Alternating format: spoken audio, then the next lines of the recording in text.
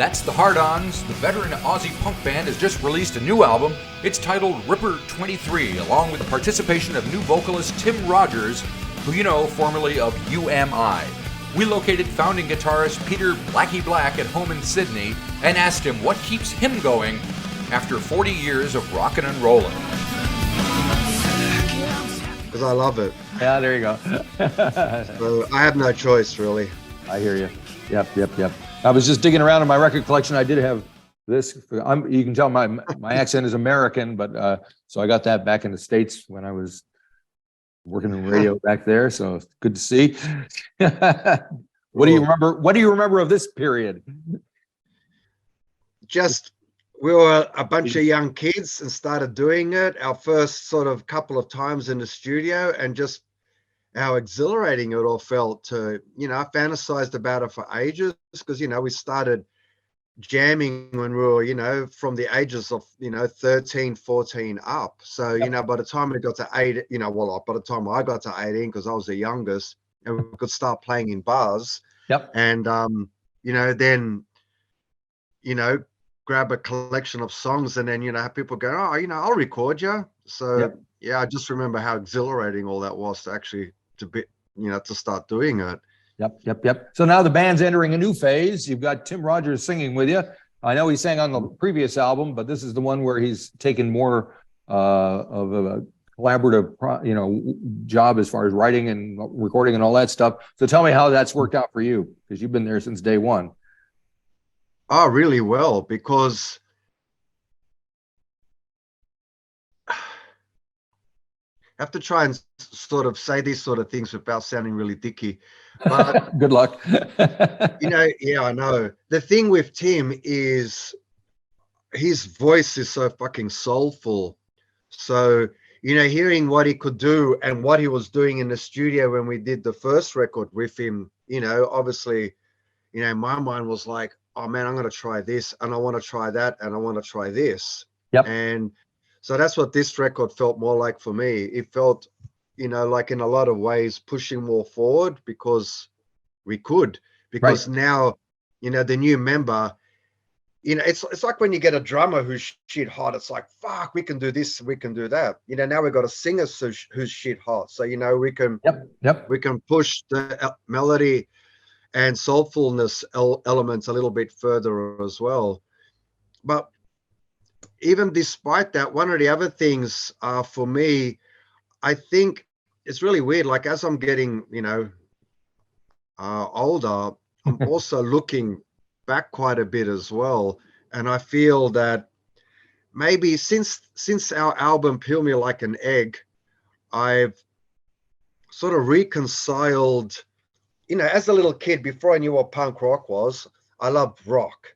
Yep. Yep. Because that's what there was. And then living, and I still do. Like I can love Led Zeppelin and Van Halen and Hendrix and AC/DC and all that. But also, growing up in Australia, I would really dig, the Angels and Skyhawks and, bands like that. Yep. And I guess, then when punk rock came along, that overtook all that. That became fucking everything for years. Yep. And, now sort of going back and going, man, the Radiators had some good songs, and, Skyhooks had some magnificent records and, all that sort of thing. So I feel that traditional Oz rock has creeped into my songwriting as well, which, I am really enjoying. Yep. And of course, Tim Rogers was with UMI for years. And, what was your relationship with him prior to him joining the band, and with his band versus your band? Was there healthy competition, mutual respect? How did it go? There's always mutual respect. I don't think, I think bands on our level, there's no such thing as competition. Right. I just don't feel that from anyone. Like all of us are just happy to be playing and, it's a very collaborative thing, like we share gear, we share gigs, we sort of, like especially with Nunchucker Superfly, we book shows, interstate with, friends, bands in mind and all that sort of thing, and help and, borrow gear, lend gear, all that sort of thing. And that's the same it was with UMI. You know, we gave them, you know, a bunch of shows when they first started, and, you know, been friends with Tim, you know, pretty much forever. You know, I didn't always see him, you know, but Sure. whenever our paths passed, it was like, hey, man, how you going? You know, type of thing. So, well, yeah, it was always been like that, I guess. Cool. So let's talk about the record a bit. When did it start to take shape for you guys? Was it immediately after the previous one? You just want to get back in there and work with Tim? I was probably even before that. I mean, I'm always working ahead. Yep. You know, in my mind, I've already finished the next 2 Hard-Ons record, you know, so it's just a matter of now, you know, tweaking it, you know, just making it as good as possible. You know, for me, I like really sitting on things for a little while. And, you know, with that sort of creative thing, it's an ongoing process. So, you know, I guess even when we were recording the last record, I was like, man, you know, that I got an idea that I reckon, you know, it's going to be really shit hot for the next one. So, you know, I'm already thinking about those sort of things. Yeah. So the one track that's already out is Apartment for Two, and there's this video that's along with it. So why is that the one to start with? What is it about that one that you decided, all right, we'll hit him with this first?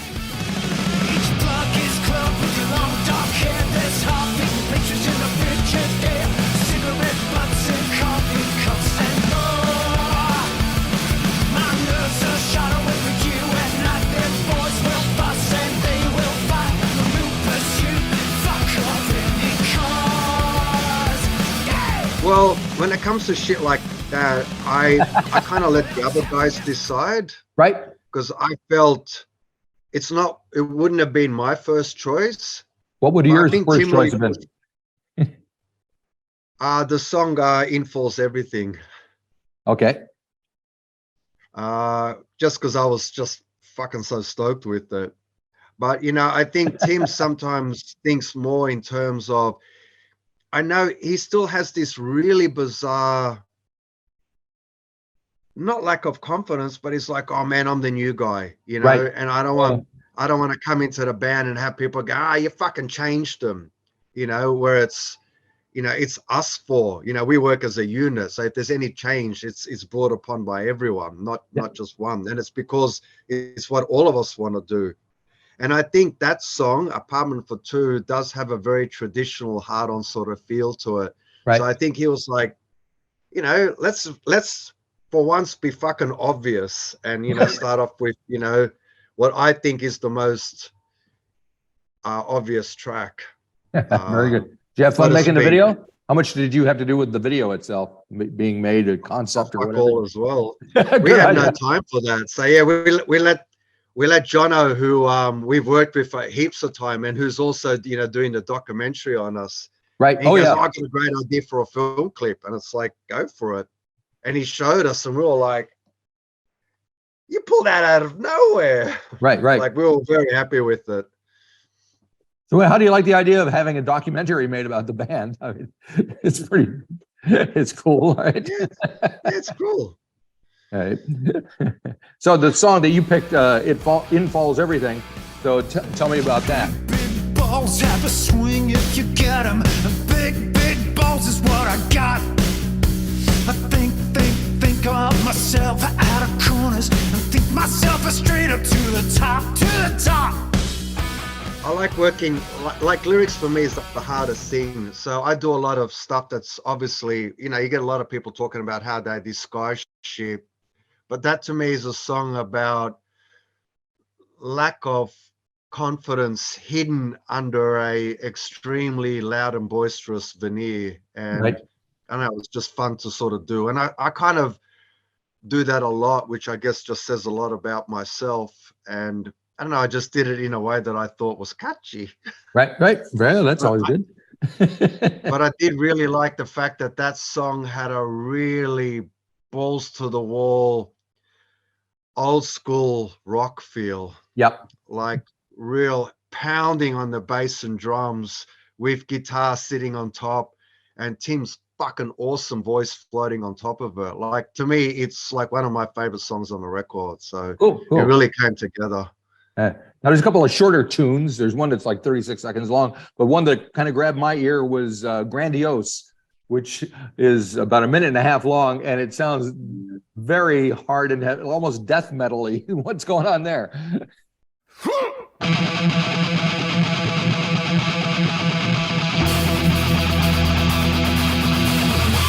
My moral compass seems a little off. It happens when I know you're watching. The fuck with that's there at every show. The fuck with that's there at every show. Yeah, I love that shit.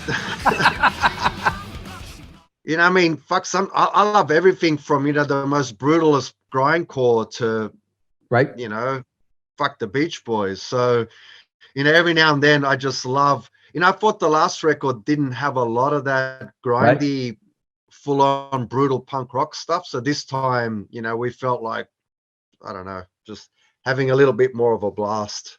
Sounds like fun. And then the album ends with a tune called Ordinary Things, and you've got somebody named Heather Shannon playing the piano. So it's the longest track on the album.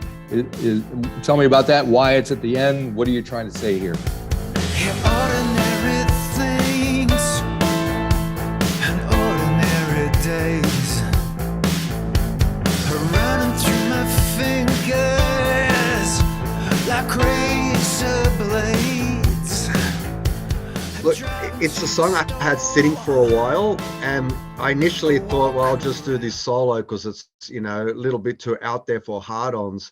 But then, as I said before, with Tim joining the band, it's just made me think, fuck, he could sing that so much better than I could, for starters, you know, whatever he comes up with. And it was not difficult, but it was a song where when I brought it in, the guys sort of scratched their heads and went, oh, what are you trying to do with this one? And I'm like, fucking trust me. You know, to me, this song, despite it, you know, having piano and things like that, still does have this very bizarre, in my mind anyway, Aussie yob mentality to it. Right. You know, it does have the bass that does this and, you know, a head wobble and things like that. I was going to say, as soon as you see the head wobble, you know what you're talking about. I love it. Yeah. You know, and when I described it to the guys like that, they kind of got into it. And then Murray did this sick, you know, fucking backbeat to it. And I'm like, you see? And yeah, the guys, you know, it didn't take long before they were as excited as I was about it. So, you know, it's just, I don't know, a band should continually try to grow, you know, is what I say. So that's, you know, just part of it. Cool. Us moving along. All right. Well, hopefully you guys are going to make up for lost time and come over to New Zealand and rock out a little bit. Look, we'll definitely be there. Trust me. Okay. All right. Can't wait to hear the new band. It sounds like fun. The new record sounds awesome. You. So thank you very much. Thank you for your time. My pleasure. Thank you. Bye-bye.